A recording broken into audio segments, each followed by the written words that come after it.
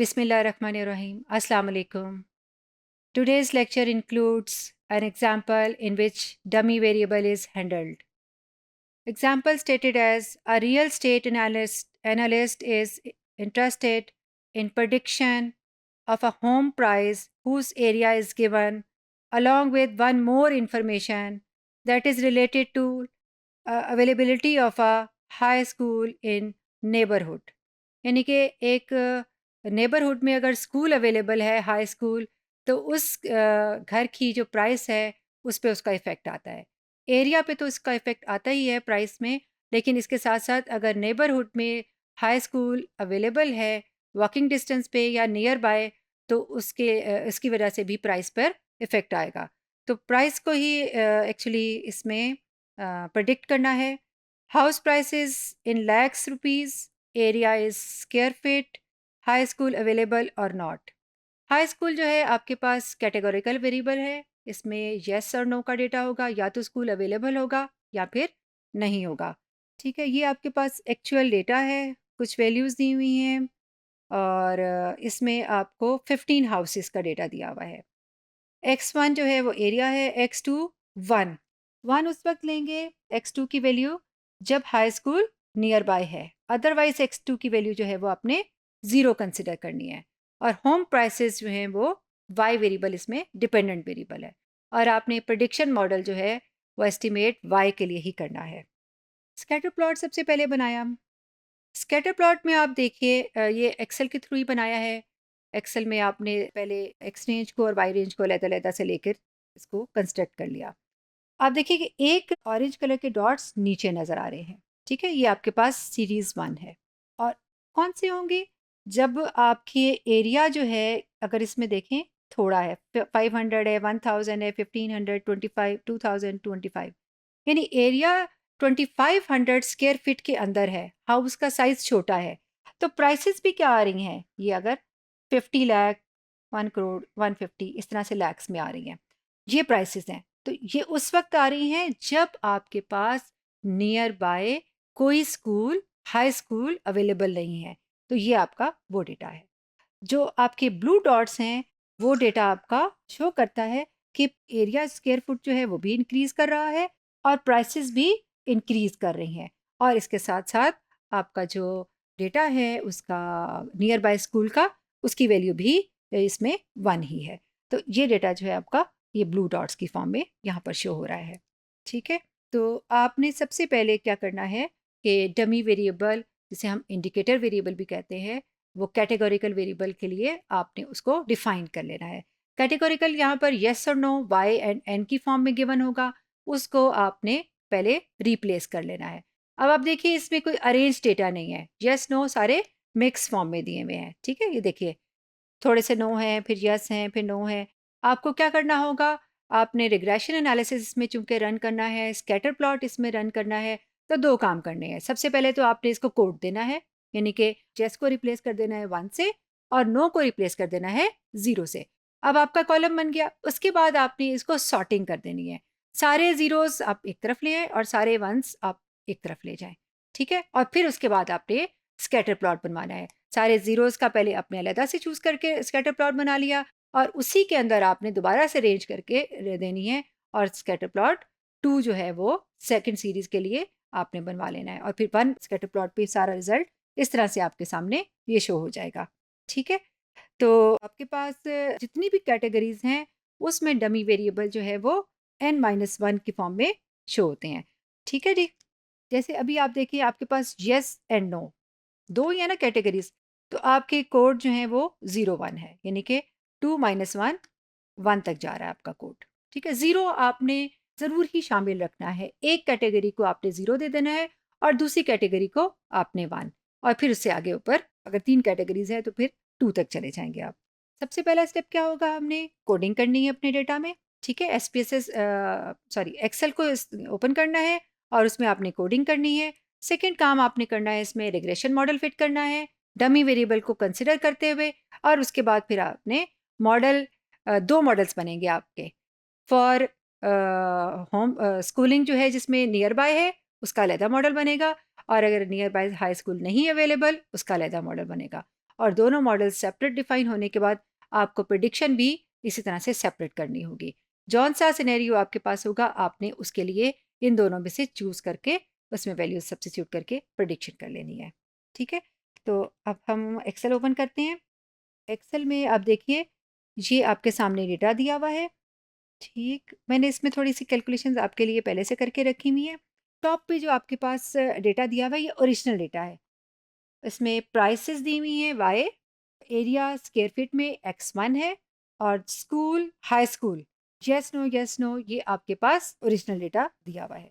इसके बाद इसी के नीचे मैंने देखे इसको पहले कोडिंग की है और फिर उसके बाद अरेंज भी कर लिया है। जीरो सारे ऊपर दिए हुए हैं और वंस नीचे। आप याद रखिएगा जब भी आप अरेंज करेंगे तो सिर्फ एक कॉलम को अरेंज नहीं करना, आपने पूरा रिकॉर्ड पूरे उसमें रो को उठाना है और पूरी रो को नीचे लेकर आना है। ठीक है, जो जीरोस वाली पूरी रोज हैं उन पूरी रोज को इकट्ठे कर लेना है और वंस वाली पूरी रोज को इकट्ठे कर लेना है।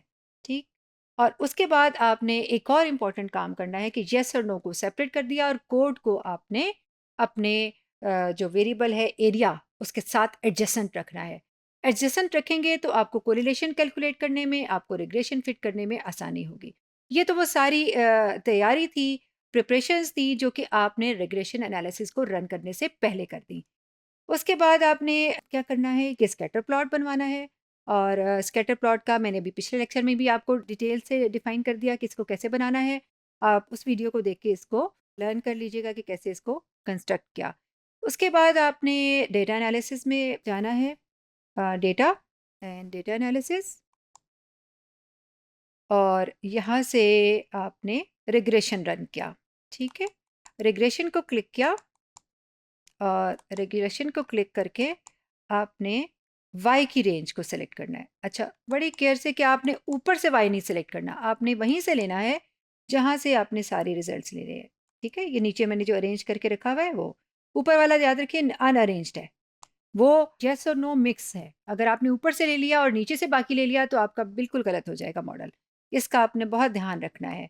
उसके बाद आपने ये दूसरा से सिलेक्ट किया तो ये सिलेक्ट करके ज़ीरो वंस के साथ दोनों कॉलम्स को at the same time select करना है।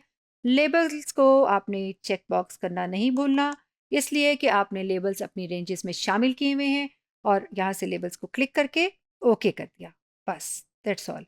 अच्छा, एक और बात यहाँ से अब देखिए आउटपुट ऑप्शंस नीचे दी हुई है ना, आउटपुट ऑप्शंस, आउटपुट रेंज। ठीक है, अगर आउटपुट रेंज को मैं यहाँ से क्लिक करती हूँ तो वो आपसे पूछेगा कहाँ देनी है आउटपुट। ओके, इसको मैं ड्रैग करके साइड पे करती हूँ, मैं यहीं पे रेंज दे देती हूँ आउटपुट की। लेकिन वो मुझसे रेंज भी ज़रा काफ़ी ज़्यादा मांगेगा क्योंकि आपको पता है समरी में मॉडल समरी भी आती है। और ये दे देते हैं, चले ऐसे ज़रा बड़ा सा एरिया दे देते हैं इसमें ताकि वो इसमें कैलकुलेट करके दे दे। ओके, अदरवाइज क्या करेगा, अगर इसको मैंने नहीं सेलेक्ट किया तो बाय डिफ़ॉल्ट ये सेकंड स्प्रेडशीट एक नई ओपन करेगा जो कि आपके सीक्वेंस में आ रही थी उससे नेक्स्ट। अगर आपने 4 ऑक्यूपाई कर ली हुई हैं स्प्रेडशीट्स तो स्प्रेडशीट नंबर 5 में ये खुद ब खुद चला जाएगा। अगर आपने दरमियान में से कुछ डिलीट कर दी हैं तो फिर भी ये नेक्स्ट पे जाएगा, डिलीट वाले पे नहीं जाएगा, नेक्स्ट वाले पे ही जाएगा। ठीक है, और वहाँ जाके आउटपुट दे देगा। अभी हमने रेंज यहाँ पर दे दी है तो आप देखिए कि आपके डेटा के पैरेलल ही आपकी आउटपुट यहाँ पर नज़र आ रही है। ठीक, यहाँ से देखिए कि आप मेजर जो चीज़ अभी हम देखने जा रहे हैं वो ये है कि इसका मॉडल लिखने का जो तरीका है वो क्या है। ठीक है, इसका कैटेगोरिकल वेरिएबल या डमी वेरिएबल की प्रेजेंस में आपने जो मॉडल लिखना है उसको याद रखिए कि जितने आपके केसेस होंगे उतने ही मॉडल्स लिखे जाएंगे। ठीक है, अगर आपके पास 0 1 2 तीन केसेस हो गए, ठीक है, जैसे अच्छे कैटेगरी है आपके पास जीनियस की, जीनियस वेरिएबल है तो आपने उसमें डल लिखा, इंटेलिजेंट लिखा, डफर लिखा, एवरेज लिखा, 4 कैटेगरीज बन गई। तो 4 ही मॉडल आपके उसमें एस्टिमेट होंगे और 4 एस्टिमेटेड रिग्रेशन इक्वेशंस आएंगी।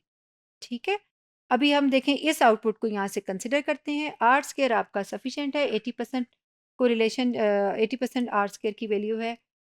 ये आपकी आउटपुट है जिसमें प्राइस आपका डिपेंडेंट वेरिएबल है, ये आपका इंडिपेंडेंट वेरिएबल है और हाई स्कूल जो है वो आपका कैटेगोरिकल वेरिएबल है। ठीक है, कैटेगोरिकल वेरिएबल आपने इसमें ये सिर्फ 3 वैल्यूज़ यहाँ से पिक कर ली है और फिर इसको मॉडल को हम लिखने जा रहे हैं। ठीक है, तो कैसे लिखेंगे, y hat is equal to 47 0.967 plus, अच्छा जी, 0.0477 और साथ ही हम लिख देंगे एरिया, ठीक है। और उसके बाद लिखेंगे प्लस 110.47 इनटू, अब लिखेंगे हम हाई स्कूल, ठीक है, यानी स्कूल अवेलेबल है कि नहीं, हाई लिख देती हूँ यहाँ पे। अब आपने क्या करना है, high school is not available, not available.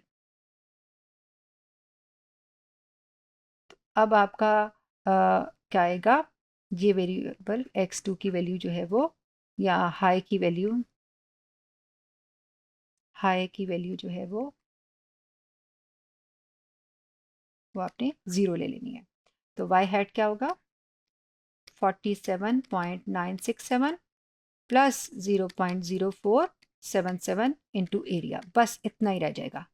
ये वाला फैक्टर जो है रिमेनिंग, वो ज़ीरो से मल्टीप्लाई होके वो ट्रंकेट हो जाएगा। अगर आपका अवेलेबल है, हाई स्कूल अवेलेबल है, ठीक है, तो फिर आपका x2 की वैल्यू यानी कि हाई की वैल्यू क्या हो जाएगी, वो 1 हो जाएगी। अब आपने क्या लिखना है, y हैट 47.967 प्लस 0.0477 और हाई से इसको मल्टीप्लाई किया यानी कि 1 से, सॉरी इधर तो आएगा आपका एरिया और फिर आएगा 110.47 इंटू 1। इस 110 ने इस 47 के अंदर ऐड हो जाना है, तो ये तकरीबन 158 पॉइंट समथिंग बन जाएगा, ठीक है, प्लस 0.0477 इंटू एरिया। ये आपका वाई हैट की वैल्यू आई। एक आपका मॉडल जो है वो ये आ जाएगा और एक आपका मॉडल जो है वो ये आ जाएगा।